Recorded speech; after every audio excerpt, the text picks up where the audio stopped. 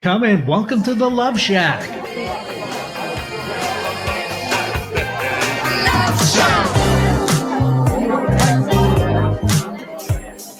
Hey, welcome to the Love Shack, a little old place where we get together, explore fresh perspectives, and eavesdrop on juicy conversations and uncover the mysteries that nobody talks about but absolutely influences our relationships.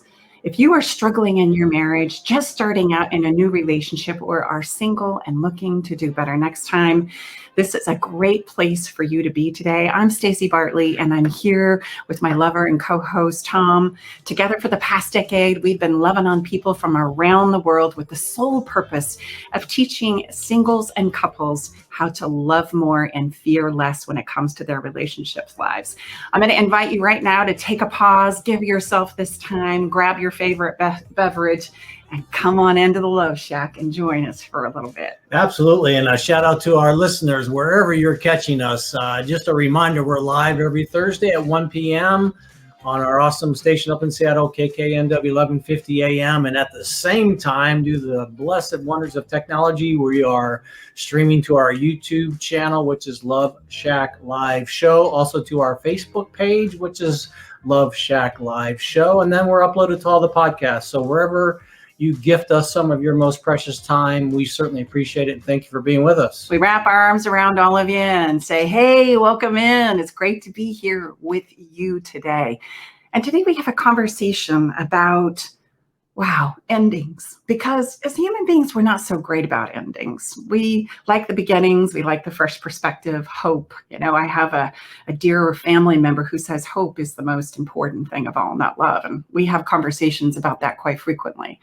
But hope is a critical component to us as human beings, knowing that there's an opportunity to go again, a do-over. And today I want to impress upon you and share some stories with you about how every ending is really a new beginning somewhere. And I know I'm a human being too. Sometimes we get bottled down, and finding that new beginning is so challenging sometimes because maybe we don't want to do it, right? We're wanting what we had instead of looking for what's next or where we go from here. So to help us with this, we have a special guest that will be joining us for the heart of the matter. Her name is Bhakti Watts, and she's an End of Life Doula. I mean, who better to have the conversation about endings turning into new beginnings than an End of Life Doula? We're going to expand your mind. We're going to expand your thinking in regards to the ways that we view endings. And let's be honest, we have a lot of endings that are upon us right now. Endings are affecting every chapter of our lives, economically, relationally, professionally. And certainly, in people, losing their lives as well. So, yeah, this is a very, very important this is a part of the journey that we all experience. Yeah, absolutely. So come on back. We're going to start with what you drink, and of course, as we work our way to the heart of the matter today, but it's going to be a great conversation about how you too can make endings new beginnings in your life.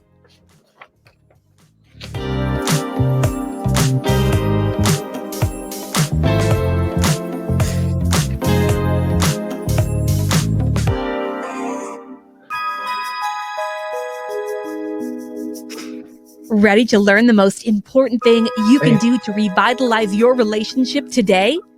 Go to stacibartley.com/fairydust. stacibartley.com/fairydust.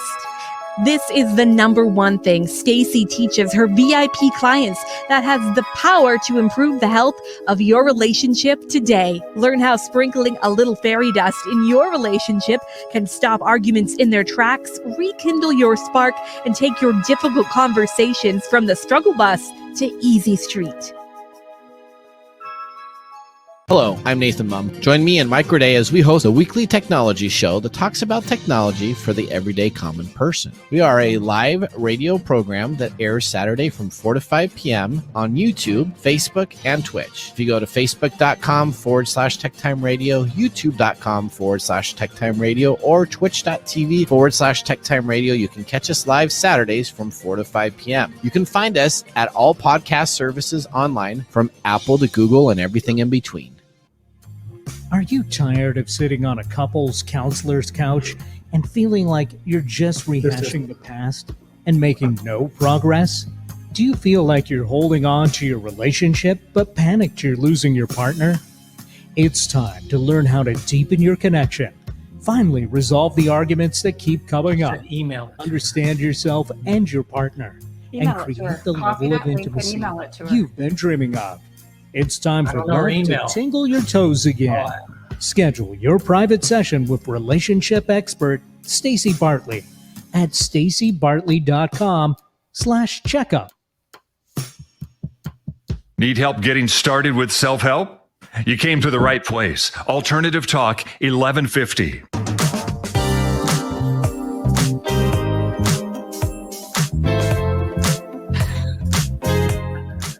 Hey, welcome back. Hey, we're going to jump into a juicy conversation tonight with Bhakti Watts. She's an End of Life Doula, and she's going to help us understand and find peace in how it is that endings can become new beginnings. I mean, after all, we have so many times of ending upon us right now. And it's something that we've got to start embracing and talk about, because if we don't, then all of a sudden we're trying to run from some of the challenges that we don't want to take a look at. So we're very excited to have her as our guest today. But first of all, we got to jump in, and we've got to start where all things start when we gather as human beings. And it always starts around something that we're drinking or that we're sharing with you, or something that we're eating when we all gather face to face. And that's all going to be possible at some point in time. I'm so excited for those moments. But imagine we're all together inside of the Love Shack today, and Tom and I are going to share with you what we're drinking. At least we're going to do our best, right? In our What You Drinkin' episode, Eric has this cute little cork thing, and I'm waiting for it. Like, you know, you pop the cork and you go, shh, it's fantastic. Anyway, pretend like, yay! Man, look at that. Awesome. Man, we're getting scary scripted right here, baby. This is so 600 good. miles of synchronization. Synchronization. Excuse me. Synchronization. And today, I mean, it's always sparkly. Why? Because it's always a time to celebrate. It's always a good time to celebrate anything. And so sparkly is kind of our thing. And today we're drinking something from France. But from France, we can't call it champagne.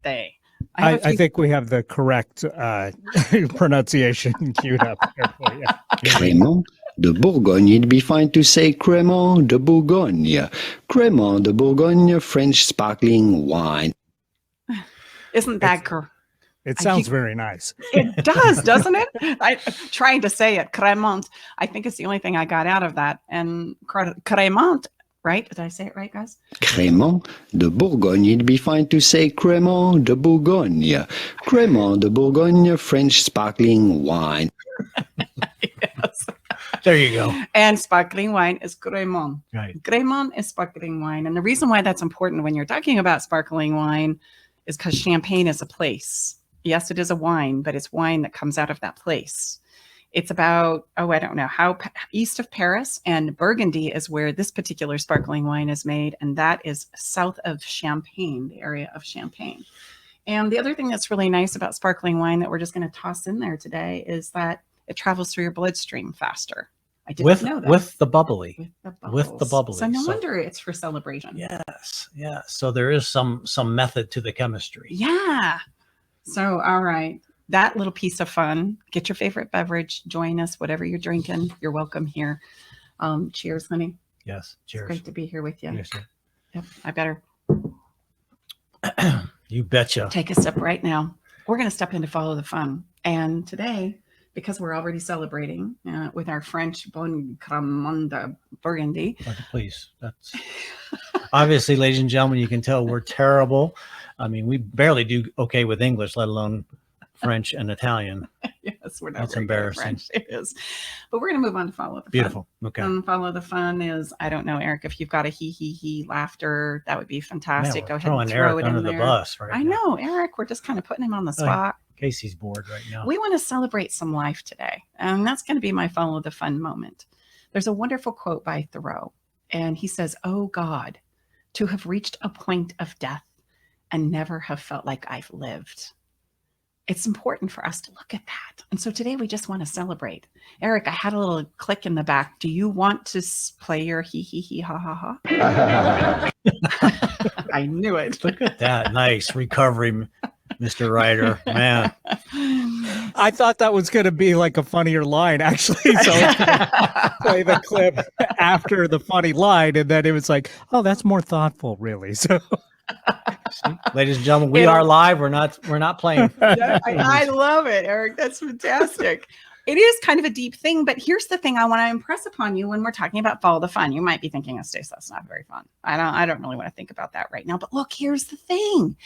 If we don't take in the reality that at some point in time, we're going to be done here, then what tends to happen is we don't want to try anything and we get scared and we stop ourselves and we all of a sudden can find ourselves. I know I've had moments of this in my own life where it's like, I didn't really say what I wanted to say because I was too afraid about how it was going to be received. Or, I didn't really allow myself to go for that thing I really wanted to do, as crazy as it might have been, because I was too afraid of what so-and-so was going to say or such and such was going to think. And I've never really cried and laughed so hard that I peed my pants. Like, that's a thing. Like, and if you haven't done that while you're alive on this planet, then that might be something that you want to pursue for real. Because here's the thing, crying and laughing and allowing despair is part of the human experience. And if we deny these things, we push them away because we're afraid of them or we don't want to live in them, it kind of puts us in a never, never land that really doesn't exist. So today I want to invite you to celebrate your humanness, your craziness. I want you to celebrate your inadequacies. Just celebrate you. Like, write a letter to yourself, and I need 10 things about what you celebrate yourself about, things that you can do, things that you love, things that you enjoyed, things that you want to do again that made you like feel alive and happy and joyful for no darn reason whatsoever. Because here's the thing. We need to embrace our humanness. And this means that we're going to make messes. We're going to forget things. We're going to get off the elevator on the wrong floor. We're going to say something stupid and everybody's going to laugh. We're going to go to put those pants on and maybe they've gotten smaller since they were wrapped around your waist. And, and maybe when you pull your swimming suit out for the summer, you're finding that somehow it shrank. Might look like Fred. Celebrate it all because it's all part of the human experience. Take it all in because the reality is the day is going to come when your living is done.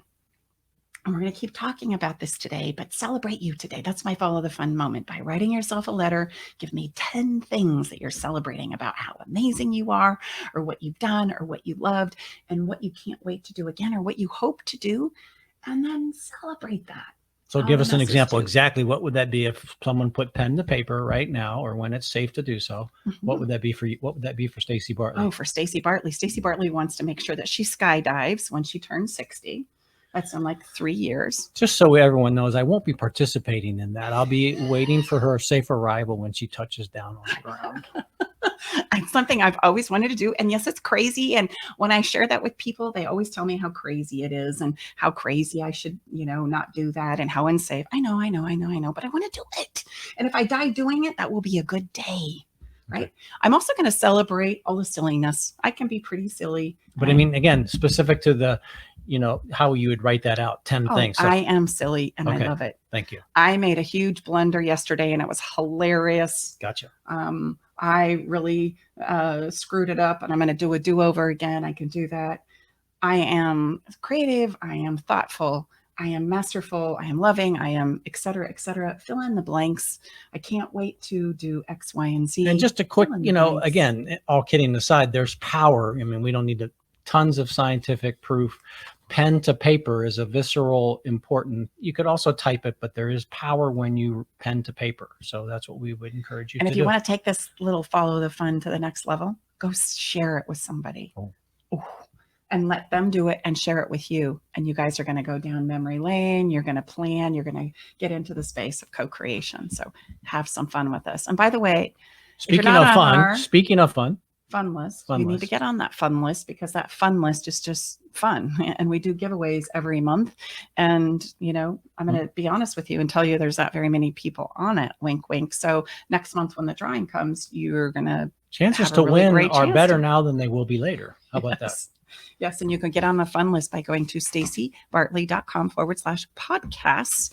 And you'll see an opportunity for you too to get on the fun list. Beautiful. So, babe, I think it's time for your moment Tom's Tantalizing Tip. Tom's where you get Tantalizing to share Tip. your wisdom with us about your thoughts and feelings about the relationship journey from the male perspective. Because I know I don't give you, I know I hog the mic. I hog the mic. I like to talk. I like to go on and on. I like to teach. Anyway, you get the point. Okay. Take it away. This is actually a very powerful Tom's Tantalizing Tip, because it's a reminder. Death for me is an incredible reminder of how precious life is. Short story is, Staci and I are sitting here, blessed and grateful to be sharing with you now in the Love Shack because of death. So in 2010, I had a sister pass away, unfortunately, and then 7 days later, a family friend die unexpectedly of a heart attack. And for me, it was a very, very, powerful reminder of how precious life is. Most of us don't know when it will be our last. And I chose, it was right before Thanksgiving in 2010, to reach out to the people in my circle and let them know how much I love them. And we'll share sometime the whole version of our story. But I didn't know Staci very well, but something inside of me told me to reach out to her and just let her know that I was thinking about her. And I just gone through this very powerful, within 7 days, losing two people very close to me. So there's a lot of synergy amongst this Tom's Tantalizing Tip and our wonderful guest coming up here shortly. So, and it is, both Staci and ours birth fathers died in the same year. So we've experienced death as young people, and then subsequently later in life as well. So it's just a reminder. We like to say in our work, none of us know. Most of us don't know when it will be our last goodbye, our last kiss, our last hug, our last meal shared. So anyway, there you go. Oh, that's awesome. Okay. Well, gosh, Tom, that's awesome. And our story really is, you and I were affected by death at a very young age. Death has certainly been a part of our life and what we've grown up with. And as kids, we've had to get comfortable with that conversation very early on. Yeah. Well, in fact, it was interesting that last week's show, if you haven't listened to it, we would encourage you. It was all about honoring all the mothers in the world. And then this week, May 11th is the day my father passed away 51 years ago. And I said to Staci, I wonder when Mother's Day was in 1970. So thank goodness for Google. Well, Mother's Day in 1970 was May 10th. So May 10th was Mother's Day. May 11th, my father passed away at 42 years old, and my mother was 40, and my mother had 4 boys, 18, 16, 13, which was me, and 7. So talking about endings or new beginnings. Mm-hmm. Yeah. And my father died in 1970 as well, October 9th. And there was 5 of us. I was the youngest at 7. And my brother was the oldest at 19. And the differences between the two of us is your family had money and my family didn't. Our father left us with some life insurance, and Staci's mom, no. But, again, wherever you find yourself in that, incredibly new journey, I guess you'd like to say, a new place of either possibility, or you could just kind of throw in the towel. Both of our mothers were amazing of how they navigated that, especially 100%. At that time of history. It was not nearly like it is now. Yeah.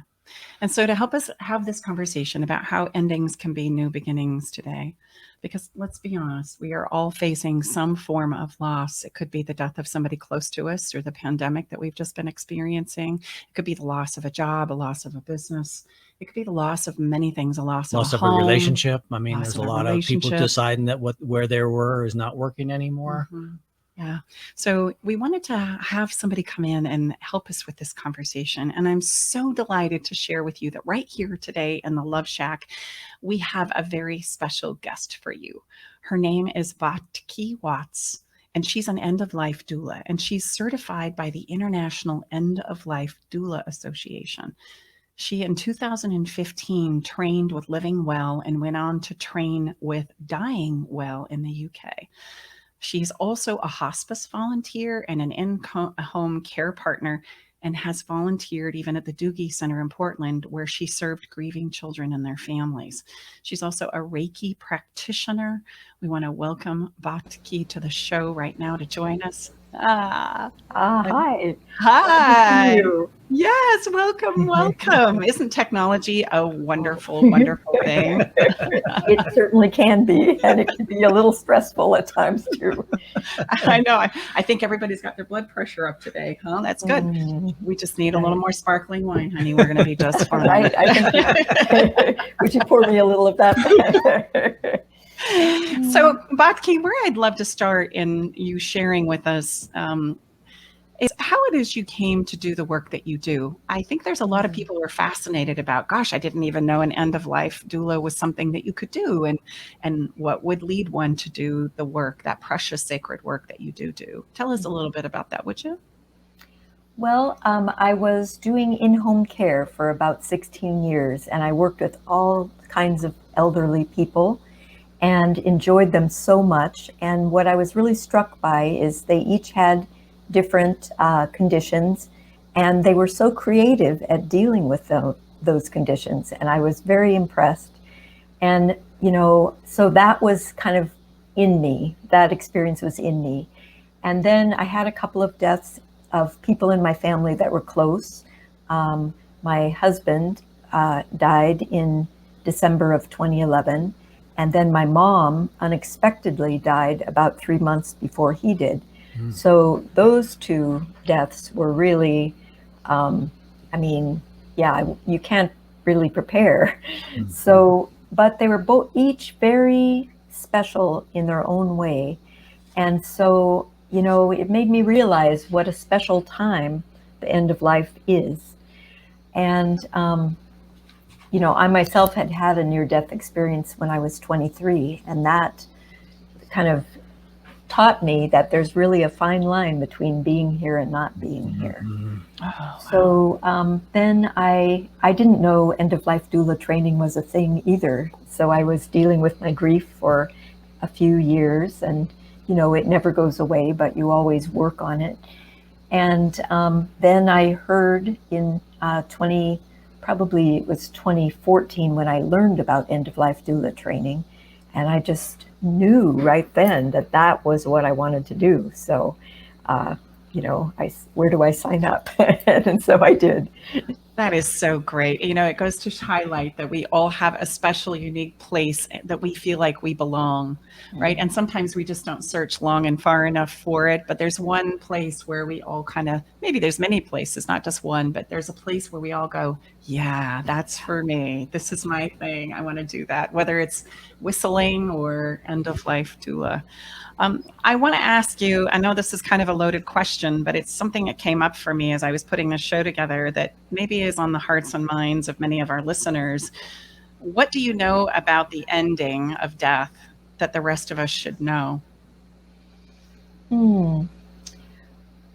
Well, I guess what I would say, what I have learned about it is that you never know what it's going to look like.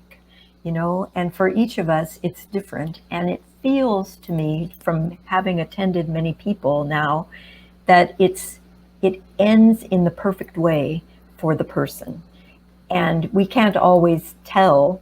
I mean, when as onlookers, we don't always know why that is, but it seems very, I don't know, I just have this felt experience in me that that's what it is, that how we go is the way we're meant to go. And we get our lessons right up to the end, I think. I don't think we stop learning until the very end. So if people are hanging on and people can't figure out why, it's often, I think, that they have a little more work to do, a little more learning to do. Wow, that's profound. So it's a creative process for the individual, just like life is overall, right? Where we're figuring it out as we go, is what we say in our body of work, step by step by step by step. And the experiences that you have in your life are always a byproduct of, right, the choices that you make personally. So it's always going to be the perfect journey for you, up to and including even the way that you die. Right. Yes, that's exactly right. Wow. That's just profound. And so if you could, how could you give us some tips and tools in regards to how to prepare with death? We know that it's a part of life, but it's not a part of life that we like to talk about necessarily, right? It's a part of life that we would kind of like to put off and think isn't going to happen. It's a sobering thought, and I call it even a taboo subject in the work that I do, because it's kind of like around sex and poop, right? We've got to talk about these things because they are important to our lives as human beings. So and death is certainly one of those topics. Right. What are some things that you have used with your clients that help us kind of find peace around this idea of death, and then maybe encouraging people to turn and face it, to start to look at it? Well, I loved your list that you were talking about earlier, about making a list of what's wonderful about you. And also, I think it's a good idea to make a list about what are the things that are basic to your being that you really want to have present in your life till the very end, as much as possible. So for us, if we think of that for ourselves, then we really can live fully, and we can express to others what we want at end of life, which is a really important thing. And then if we're working with someone else who's dying, it's a wonderful thing for them to have those questions asked about what's really important to you, and maybe creatively determine how you can keep those things in the person's life for as long as possible. Like, say, for instance, if they had been a musician and now they can't play the music anymore, well, of course, you could play certain music that they really love for them. You could bring someone in who plays the instrument that they used to play and have that person play for them. You could really think of ways to help them to have that in their lives for until the very end. So I think that that's something that's really important to do. And then the other thing is, I think it's important for us in our lives to reconcile with people if we've had a falling out, like to try to have that conversation with them of, maybe we didn't see eye to eye, but I really still care about you. I really still feel strongly that I have a connection with you. And if that's not possible, you might need to write them a letter and mail it or not mail it. And the same for someone who's dying. It's important for them to have a sense of peace about their life, and so to have them write letters or visit with somebody that they've had a problem with, and it's their last chance to really kind of settle things. And it's really powerful and beautiful for them to be able to do that. One other thing I'll just say too. Yeah, sure. If you can help them to review their life, that's part of determining what's been important to them. But also, it's good for people who are getting near to death to be able to see what they've accomplished and the good things that they've done, because especially when they're ill, they might lose track of that. So we can kind of hold that space for them of here's who you are, and bring that with us every day when we go to visit them, is, I'm holding who you are, and talk to them a little bit about that, because it's really good for them to be reminded who they are and who they have been. That's so great. The phrase that came to my mind just now was remember when. Yeah. Remember when. Yes. Right. And we take this trip down memory lane. I love that, because it's interesting as human beings, even when we're not having a near-death experience, endings tend to bring up those places inside of us where we start reviewing. But it's interesting, the majority of us have a tendency to review things from the negative. Yes. Instead of reviewing it from all the wonderful things that I've done or experienced or had at this time of loss, what I'm reviewing is the loss in all of the things that I didn't get or I didn't arrive at. We tend to go there, right? Right. And instead of celebrating, like you're suggesting, all of the ways that I have lived, I have created, I have experienced, I have done. And that's so empowering versus minimizing, right? Right. And even if somebody's starting to go down that negative path, you can help them to think of ways that those things have been there. Maybe not in that particular situation, that maybe they didn't have courage in the one situation, but think of all the other times that they had courage. So you can really help them to kind of shine the light in a little bit more positive direction. Mm-hmm. And let me ask, if I may, what I've read, and I'm sure you can let me know if I'm correct or not, that many times when people are, going towards the end or at the end of their of their time, it brings up a lot of opportunities for, like you had shared, to have those conversations perhaps that they didn't have and whatnot. So rather than waiting to the end, I mean, that's wonderful. Please don't get me wrong, but how would you encourage us to look at, I like to say, create the conditions that make the result inevitable now, meaning how can we, environment matters. In our body of work, we like to say what you need for people to connect, especially lovers, spouses, husbands, is permission and safety. So what would you say are the ingredients that we could take what you get the privilege to be a part of? Where could we put that into our relationships now and have those conversations that oftentimes are not had until the end? Well, I once knew someone who had a pet phrase, and he would say, "Give them the flowers now." And I really love that, because I think, we really need to get in the habit of expressing how important people are to us, because sometimes we get just used to being with people and we forget to say, I really love this about you, or I really treasure this about our relationship. So I think that that's a wonderful thing that we can do right along. And I have heard people when they're sitting with somebody at end of life, it's beautiful then too, but if you can do it right along, I think it's really, it kind of just sets the tone for the relationship to be a little bit more meaningful, and for the two of you to be a little bit more connected. I couldn't agree with that more. In fact, we have a whole framework around spreading fairy dust, because if there was ever a fairy dust for relationships, this would be it. To feel heard, to feel appreciated, and to feel like I matter to someone.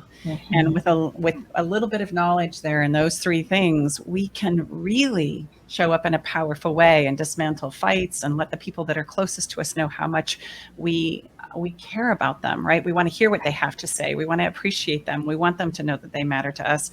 And then we ourselves can advocate for that within our side. I just feel like you're not hearing me. I just am feeling unappreciated. I just need to feel like I matter because I don't. And it really kind of gives us a shortcut to addressing things that are at the heart of the matter with our relationships with human beings. I think that's very true. I love how you said, let's do that now. And I couldn't be more excited and celebrate that. Let's do it now. Why are we waiting until the end? We could have this part of our journey all the way through our life. Right. Well, so I want to talk a little bit about the ability to let go, because I see that really hangs us up as human beings. Like it's sometimes we're clinging so ferociously to what was, or not wanting to let go, that we then can't step forward and embrace that open door that's staring us right directly in the face, right? And we refuse to move, which kind of gridlocks us in time. And time passes, whether we're embracing that open door, that new beginning, or we're still clinging to the loss, to the ending of what once was. Could you speak to that a little bit for us? Well, I think it's really important when someone's grieving to talk about it, to really open up and tell as many of your friends as possible, for as long as they will listen, that about what was meaningful about this relationship for you, what was meaningful about this person, so that they kind of understand where your grief is coming from. And the more times that you talk about that, the more you realize the parts of the relationship that are in you, that are part of you, so that you kind of can, the grief runs its own course, but you can start to see that this relationship is inside of you. This relationship is a part of you. And even though the person is not physically present with you anymore, you still have that, and that has changed you forever. So in that way, they're still present in certain ways. I got a piece of art today from a friend, and it says, "Nothing is lost." And I think that's, the physical body may be have changed form, but really the essence of what you had with that person still exists. No, I love that. And I can totally relate to that on a personal level. I had many experiences after losing my dad at a really young age, that when I was going through a really difficult time, as my years of 17 through, 47, you took a long time to show up, my friend. Anyway, as I was going through difficult times, especially in my youth, I would have dreams about my father, and I would hear his voice in my head, and I could awake to these moments, and they would really fill me with a lot of hope and joy. And I think that's so spot on, because they are a part of us, and sometimes we forget that they aren't. I also want to highlight that that isn't just true with people, but that's true with experiences that you have, right? Because sometimes maybe we're letting go of a business, or we're letting go of an experience, a house, with everything that we're being called and asked upon to let go of. I think the whole pandemic is giving us a gift of embracing this idea that endings can become new beginnings, right? Right. As we're watching things just kind of break down and not be the same for many, many aspects of our lives that we used to cling to and thought we were always going to have, and that we're going to be there to support us. And so those experiences that we've had, those things that we've done, they're always a part of us. In fact, they're still good things, right? When I have couples that are facing divorce, I always say, celebrate the good things. All the good things that you've created together still count. It matters. Right. And you're moving forward to create from a new place, having had that relationship with someone, when you go to take that next step and create something new, that you are a different person than the person that created something the last time. So you're taking that with you to create something even better and even more satisfying to who you are now. I love that you brought that up, because in relationships, we tend to forget that little nugget that we're going to get better at them as we go, just like anything else, right? The only thing that creates us from really experiencing the relationships that we truly long for is we stop. Yes. We won't try again. We won't give our hearts again. We won't express how we feel again, right? We stop ourselves. Right. And we say crazy things like, I never want to give my heart again. I'm never going to let people know how I feel again. All men, all women are fill in the blank, right? Right. Yes. And I want to dismantle some of those stories that keep us in stop position, because they're not true. That was experience for you, and it was valid. What can we learn from it? And then go again, try again. Right. Just as you said, we're going to get better at it as we go. And the person that you're going to step into being again is not the person that you were when you started. I love that. Right. And it's fascinating to see what you attract to yourself from that new place, Yeah. I know in my own relationship history, I can literally track it. Like, I can look back at my previous significant relationships, and I can see where I myself am growing. I'm getting better at showing up, at not, pleasing so much, about advocating for myself a little better, about getting the idea. I remember one of my boyfriends that grabbing my little shirt and saying, "You're a princess, value yourself." And that was huge for me, because I didn't. And to have somebody in your exterior kind of help you along in those journeys, I think that's the point of lovers in the first place, right? It's not about whether the relationship lasts or not. Right. It's about, you being part of the journey and growing in it. If you want to put your personal growth on steroids, go ahead and get into a relationship. It's going to take care of everything. That's the truth. That's for sure. So any stories that you feel you want to share with us to kind of drive what you're sharing with us home today? Well, I guess there is one story of a friend of mine.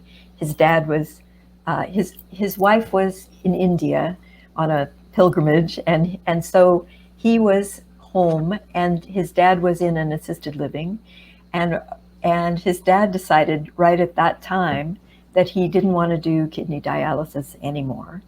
And so my friend called me and said, "Can you come?" And I said, "Sure, I'll be happy to." So I went there, and it was they had kind of a tumultuous relationship right along, because they were kind of the same type of people. And so they had a little trouble sometimes getting along.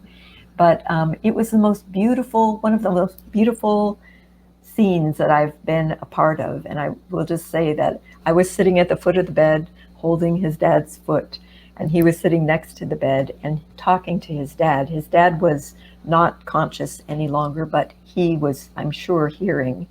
And he was telling his dad all the things that he loved about him, like we talked about doing earlier. And he just kept, he thought of so many things. He just kept going, you know, and it was just the most beautiful, I mean, so heartful, and such a beautiful way to send somebody on whatever their next step is, you know, to send them on their journey and to say goodbye. So that was one that really touches me when I think about it, every time I think about it. Oh, and I imagine myself in that same place, and I think, boy, what a wonderful way to go. Having the people that you love around you, reminding you of all the things that they love and appreciate about you. Well, and again, from what you hear, it's the things that we didn't say or share that, and you correct me if I'm wrong, Bhakti, that leaves us with all that great regret. So what a beautiful contribution you were able to provide that son with his dad, Right. where he literally was able to share everything he needed to say. Right. Yeah. And also I think it was beautiful for him and for me to have a witness there. It was really, you know, something special about that too, to have another person hearing it. So, you know, you're saying it for yourself, you're saying it for the person who's dying, and you're you're proclaiming it to somebody else. And it was great in that way too. Well, so gosh darn it, we're going to have you come back and continue this conversation. We've got to land this conversation, but and I have 3 takeaways. And Bhakti, it was something that you had said about an advance directive, which was a wish on paper, and I loved that, which we don't think of as an advance directive when we're really looking at death, as wishes on paper that somebody can support us in. So I would like to give that as a takeaway from our conversation. A plan creates a sense of peace even in times of death. Yes. So whatever our new beginning is, when we have a plan of how it is we're going to experience it, or what we want to see happen through that loss, that significant loss, I think this is why ritual is so important as we let go and work through our grief. Would you agree? Yes. Oh, I definitely agree with that. Yeah. You know, because each grief has something about it that makes it particularly difficult for the person feeling it. And if you can listen to that story and hear what those things are that are particular to them, you can create a ritual that will really help to put those out there, you know, kind of help them to witness those things and help them to have something lasting that they can take with them and that can accompany them in their grief. Oh, wow. That's huge. That was worth the whole conversation right there, folks. The second thing that I would say is, let's celebrate what we've experienced and enjoyed in our lifetime of experience. Yes. We all need to do a better job of that. Like, regardless of what we're going through, we all need to find moments of celebrating what you have experienced and what you do enjoy, right? And what you enjoy about being alive. And the third I would say is let go and live now. We don't know what time it is, meaning we don't know how much time we have. So if we don't get better at talking about these things, working with our grief, the things that keep us stuck, it prevents us from embracing that new beginning that is knocking on our door saying, it's going to be okay. This is just paving the way for you to step into what's next. Come on, it's going to be great. And you're going to love this too. You are so going to love this too. You're going to survive and you're going to thrive. So give us some ideas of how someone can find an end-of-life doula in their area. Okay. So the people that I trained with in NELDA, it's an acronym, INELDA, stands for International End of Life Doula Association.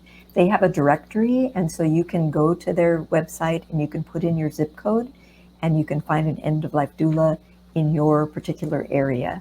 And sometimes when people contact me, I'll work with them a little bit by Zoom, and then if they find that they're needing somebody closer to them, then I can help them find a doula that will be, you know, I can tell exactly how far the person is from them and make some recommendations. Oh, that's perfect. And how can people contact you?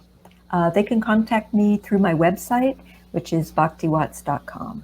And let's spell Bhakti. BHAKTI. I love that because we don't want people to miss it. Yeah, Thank you no, so much, Bhakti. It's so great to have you with us. It's been a pleasure. Thank you so much, Staci Yes, and Tom. yes, Let's thank do you it very again. much. So, babe, I'm thinking that maybe we need to step into our spread the love moment. Spread the love moment, you betcha. I have a little bit of a surprise for you for Spread the Love moment. Uh-huh. So yes, if you've been following our show, we spread some love around many different Facebook groups and bodies of work and just all types of people doing great work in the love and relationship space. But I thought, how about if we don't do this very often, but how about if we spread some love about the work that we do? Wow, honey, what a great idea. So I'm going to ask Eric to queue up a wonderful client that called in and just shared his experience working with us. Hi, my name's Aldo. I'm from Denver, Colorado, and I met Staci and Tom about 2 years ago. I was at a point in my relationship where I was ready to file for divorce. Not that I wanted to, but I just felt hopeless and helpless. I'd been through other counseling and coaching methods and didn't find any success. With Staci and Tom's methods, I was able to eliminate insecurities, set boundaries, plant my flag, eliminate rabbit holing, although not completely, but I'm able to get back to a more neutral and stable ground. I was separated from my wife for a year, and I have since moved back home for the last 6 months now. It's still challenging, and I still refer back to a lot of the teaching that Staci and Tom provided, and it's helped me. It's helped me to be okay with where I am, what my expectations are, what my value is, what my boundaries are, and more importantly, just be okay with myself and whatever happens, whatever direction my relationship goes in the future. So it's a continued process. It's work. It's not easy, but in the end, it's well worth it. Wow, babe, thank you so much. Thank you. That's why we do what we do. Love that guy. So love that guy. Although you're doing awesome. Thank you so much for that. We're going to wrap up this episode today with Can You Feel It? It's a song that we play as a theme song for these episodes. You've got to catch it on our Spotify list, which you can get on our website, stacibartley.com/podcast. Today, there was just nothing more appropriate than Michael Bublé's Feeling Good. And I've said to Tom, play this at my funeral. I really want this song. He sings, it's a new dawn. It's a new day for me. And I'm feeling good. So, babe, let's land this. I think it's time for us to go. Thanks very much, everybody, for joining us. We really look forward to being with you next week. We've got a special episode all about mental health awareness. It's our only 3-time guest on our show.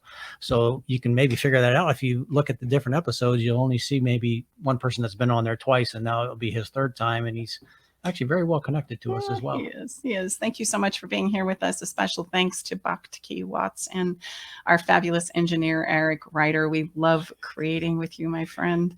Thanks for being here and listening in. Come on back next week. And if by chance you need some help and support with us, from us, for your relationship challenges or letting go or embracing the open door that is staring you right in the face, don't hesitate to reach out to us. We're here. Look forward to connecting with you all again next time right here in the Love Shack.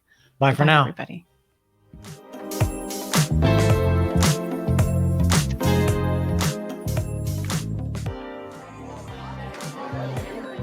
Thanks for joining us today in the Love Shack. We hope you came away with something that made your toes tingle.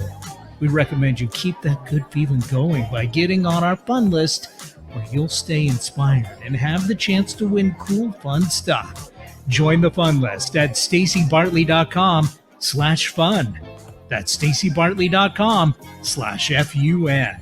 Love the show? Help us spread the love by sharing the show with others. You can find Love Shack Live along with our past episodes wherever you listen to podcasts. You'll also catch us on YouTube and Facebook. And if by chance you're needing help and support for any of your relationship challenges, visit stacibartley.com. That's STACIBARTLEY.com. Okay, everybody, time to go. We got to close the doors to the Love Shack for this week. You don't have to go home, but you can't stay here. Come back next week, though, and join us for another edition of Love Shack Live with Tom and Staci Bartley.